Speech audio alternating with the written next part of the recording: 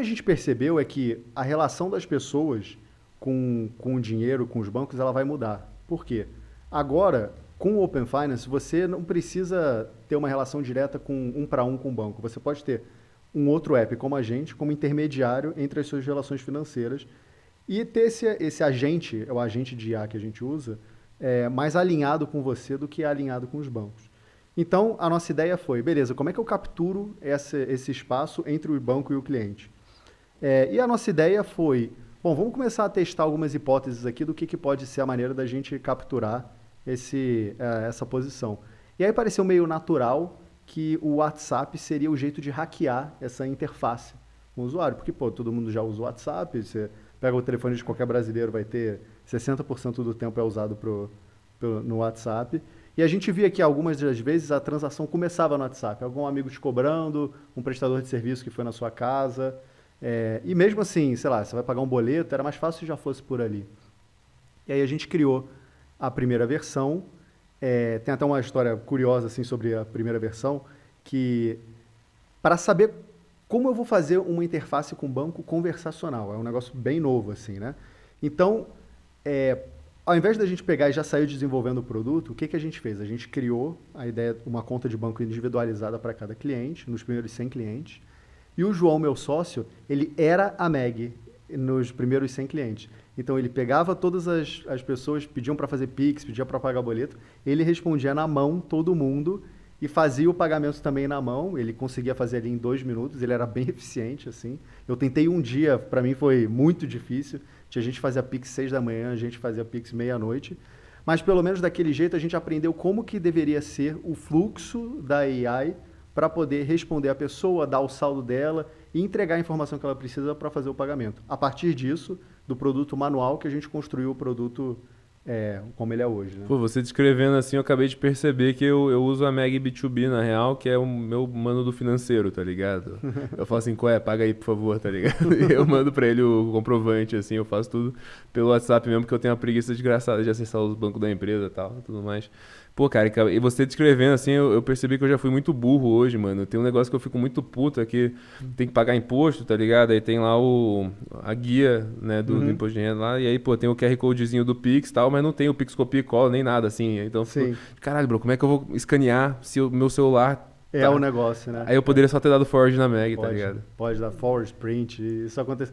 Você tem que fazer... Tem um caso, até que o João fala bastante também, que ele foi na pet shop e aí a pessoa mandou para ele era uma foto da máquina, do QR Code na máquina. Falou assim, tem que pagar aqui. Eu falei assim, cara, o que eu vou ter que fazer? Vou ter que chegar num computador, escanear isso aqui com o meu celular e tal. Com a Meg é só apertar o forward e ela vai entender. Pô, e essa áudio, tem muita coisa. E a feature falta nos bancos, né? Realmente não dá pra fazer com os bancos e tal. Falta. E aí, depois, isso daí ela foi lançada então como só uma conta que você botava dinheiro, né? O que aconteceu mais do meio para o final do ano, a gente lançou em 2024, foi que o Open Finance começou a permitir você conectar a conta do banco e fazer transação também. E aí, a gente passou a ser não só uma conta, um banco digital no WhatsApp, para ser efetivamente um assistente, porque ela conecta em todos os seus bancos e aí você pode fazer a transação via o seu Itaú, via o seu Nubank, do jeito que você quiser, entendeu? Pois é, e, irmão, já jogando aqui uma pergunta, né, mais ousada, assim, mas, pô, depois que vocês lançaram, os copião já lançaram um monte aí de cópia suja aí do trabalho duro que vocês tiveram, a galera pegou carona, né, cara? Como que você enxerga o negócio dentro desse ecossistema, com um monte de gente tentando lançar o assistente no WhatsApp e tal? Eu acho, assim... O nosso pensamento foi muito... Do início a gente sabia que ou a gente lançava alguma coisa que era meio inútil e aí ninguém ia copiar, ou a gente lançava uma coisa e todo mundo ia copiar, a começar pelos bancos. Então, os bancos no Brasil, pô, eles são bons de tecnologia. Então, compara até com os bancos lá de fora, eles realmente são bons. Então, nosso ponto nunca foi... ninguém vai copiar. Na verdade, para a gente até é bom que mais gente copie, porque a nossa maior barreira hoje em dia para angariar novos clientes, para as pessoas começarem a transacionar mais, é uma barreira de confiança. Então, muita gente ainda tem, tem medo de transacionar no WhatsApp, será que o AI vai alucinar e tal? Então, essa normalização de você fazer transação no WhatsApp, de você usar AI, na verdade, para a gente é positivo, entendeu? Tem meio que quase uma propaganda ali de segunda mão. Então, nesse sentido, foi bem positivo o fato dos incumbentes irem atrás. E aí você tem que continuar desenvolvendo o produto, né? Então, comparado com os incumbentes, nenhum deles faz essa agregação de conta, porque para eles não é interessante. Então, nesse sentido, é um counter position, né? Tem um livro que eu gosto muito que é o Seven Powers. Exatamente. O Business Strategy. Exatamente. Então, é a única coisa que dá para fazer como startup, né? Que é você... Como startup, a única coisa que você tem como fazer é você se contrapor ao incumbente, fazer uma coisa que ele não faria. Que meio que foi o que o próprio, né, os neobanks fizeram de, tipo, pô, não vamos Taxa cobrar zero, na TED exatamente. e tal, exato. Exatamente. Aí depois todo mundo baixou, mas depois eles já estavam grandes. Então, a gente ser efetivamente neutro e falar assim, cara, não precisa ter o dinheiro na Meg, entendeu? Pode ter o dinheiro no Itaú e a gente faz a transação para você. É uma coisa que, pô, para os bancos grandes não faz muito sentido, porque vai subir o cost to serve dele, de trocar o canal do WhatsApp, e ele não vai capturar o depósito. Por exemplo, se o Itaú ficar capturando, digamos, o depósito que está lá no Bradesco, no Nubank, tipo, ficar sendo sua interface, digamos assim, mas para a gente faz bastante sentido. Então, isso já é uma contraposição. Agora, contra startups e outras que vão vir assim, cara, aí eu acho que você tem que só executar melhor do que todo mundo, entendeu? Acho que, sinceramente, não existe...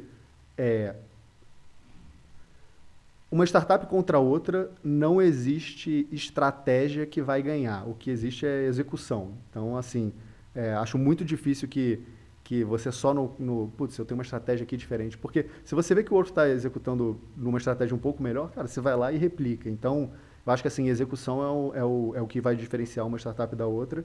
E aí, execução tem time, execução tem funding, tem vários aspectos aí que entram nisso. E, pô, cara, já que você mencionou essa bíblia aí do Seven Powers, que é um livro que, pô, aqui no Brasil ninguém lê, parece, né, cara? Eu sei que porque eu fiz o episódio com meu irmão e tal, aí, cara, depois que a gente soltou 2 semanas depois, os meus amigos influencers aí, tipo o Denner lá da V4, ou o Fernando Miranda lá também, os caras tudo começaram a falar, cara, tá ligado? É muito bom. E, pô, me fala dos outros Powers, assim, qual que você sente que aplica ou vai se aplicar bem na Meg? Assim... o framework do Seven Powers, ele basicamente buscou 7 poderes, né? Ruim traduzir isso em português, né? Mas enfim, vou usar a palavra poderes aqui, que uma empresa pode ter para se diferenciar e para gerar retornos acima da média das outras. Então, né? mesmo se o teu concorrente te copiar e deixar tudo igual, tá ligado? Exatamente. Pô, teu cliente continua contigo e as tuas margens não são espremidas, Exatamente, né? perfeito. E aí, uma coisa que eu achei o mais útil, que ele só vai falar no final do livro, é que ele identifica coisas que você já sabe, né? Efeito de rede, escala, marca. Tem um que é Processing Power, que é o da Toyota. Da Toyota, tem o Scale Benefits. O que a gente falou, né? Que é a contraposição. Tem recurso, tem um que esse é pouquíssimo aplicável para tecnologia. Resources, né? Vale talvez para... sei lá, as empresas de modelo fundacional, cara, tem meia dúzia de pessoas que têm capacidade de fundar uma dessas. Então, que é Corner Resource. Mas o mais interessante que eu acho é que ele coloca em sequência, assim, né? Então, no início da empresa, a única coisa que você poderia ter como power é counterposition, então contraposição, que é isso que a gente falou. E aí um exemplo que eu gosto melhor para traduzir é o Netflix e a Blockbuster, né? Eu sou velho, ainda lembro da Blockbuster, mas assim... eu também usei Blockbuster, porra. Mas sei lá, às vezes as pessoas hoje em dia, cara, não sabem nem... Não, aqui no Brasil não tinha tanta Blockbuster, né? Eu usava, mas tinha videolocadora, assim, isso, né? Isso tinha muito, né? Locadorazinha de bairro e tal. Mas então, pô, tinha o late fee, né? Que era quanto os caras cobravam quando você atrasava.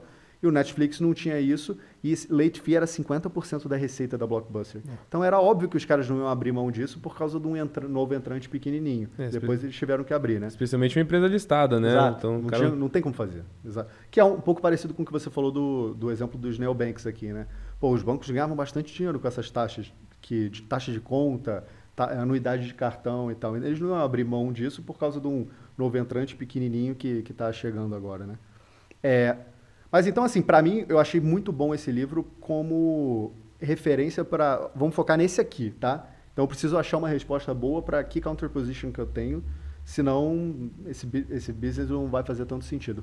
Aí, ao longo do tempo, eu acho que depende muito do caminho que o business tomar, né? Mas, obviamente, escala é relevante, porque se você vira a principal interface para fazendo transações e depois alocando produtos financeiros em nome das pessoas. Como se fosse um assessor de investimento mesmo, só que com AI. Para milhões de pessoas, isso daí tem você consegue ter um cost to serve muito mais baixo.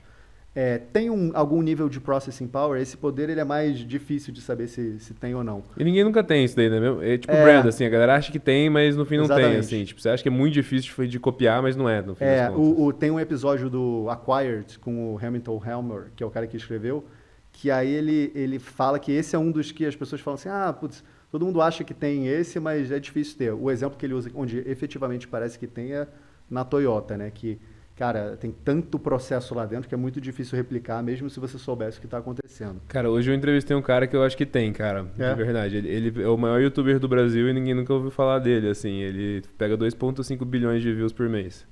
Caraca, fazendo vídeo, ele faz vídeo de Roblox e Minecraft, assim, ele tem um exército de coisas de tipo 60 editores, tá ligado? Que animal. E tipo assim, muito processo, muita automação pra conseguir fazer esses vídeos. E cara, desses views, 95% são fora do Brasil, tá ligado? Então, tipo assim, desde o processo de entender o que tá funcionando, modelar, conseguir replicar no Minecraft, no Roblox, fazer a cena, editar, colocar a trilha sonora, tipo, pô, como... Isso lembra um pouco, até o fato putz, ninguém sabe e tal, lembra um pouco o evento da Top Free Games, que era o Wildlife também, né? Sim, que é um pouco disso, assim, cara, ninguém sabia o que os caras faziam ali. Mas eu tenho um pouco de dúvida, assim, porque pelo que ele fala, o processing power, e qualquer power desse, não pode ser um segredo. Então, assim, cara, as pessoas podem saber o que você está fazendo e não adianta. Eles não conseguem mesmo então, assim. Então, acho né? que quando o fato de, tipo, ele está fazendo, mas parece mais uma arbitragem, digamos assim. E, obviamente, tem um processo ali que o cara fez, mais do que efetivamente um poder no... E eu acho que também tem network effects no sentido de, tipo assim, pô, você conseguir ter uma rede de bons editores que trabalham juntos, talvez, não sei. Mas, anyway, continue a história. Mas, enfim, eu acho que cada um desses powers, se você pensa em escala, e aí pensa num neobank, por exemplo, você consegue imaginar, né, também algum nível de efeito de rede, marca com certeza. Marca talvez seja um ativo mais importante, assim, de um banco, né? A gente está... Ontem aconteceu um negócio do Banco Master, né? Eu acho que você vê, assim, como que isso aconteceu. E quando você pensa nos grandes cases acho que tem 2 grandes cases nos últimos, sei lá, 20 anos aí, no mercado financeiro. Que um do lado de crédito, que foi o Nubank, e aí todos os outros neobanks, e o outro é XP, do lado de investimento.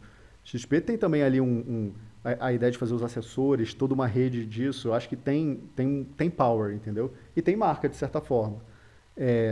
Então, assim, eu acho que nosso caminho não seria muito diferente desse. Só que agora, acho que aquele livro... Eu gosto muito desses temas, assim, mais high level, big picture. Só que o que eu aprendi é que, assim, depois de ler o livro, foi que beleza. Eu vou voltar aqui daqui a alguns anos, eu tenho que focar só nesse aqui. É bom pra você, tipo, tese, né? Porque eu acho que, cara, a maioria das pessoas, quando vai começar um negócio, não entende, assim, os fundamentos por baixo de um negócio, assim. Especialmente esse negócio de, tipo, sabe, acho que o empreendedor iniciante, ele tá muito sobre como que eu vendo, como que eu faço pra não ser um falido do caralho, tá ligado? Enquanto que, tipo, o cara que já fez um negócio, já ganhou uma grana, ele fala assim, pô, tem que fazer um negócio que é bem maior do que o último que eu fiz, né? Senão não vale a pena fazer. Então você pensa, mas, pô, quais são os fundamentos de um negócio que consegue ser muito grande e tal e tudo mais. E, pô, todo negócio que é bom vai ter concorrência e, pô, se você não conseguir se proteger dele, vai cobrar menos, a margem espreme e o teu negócio fica ruim, né?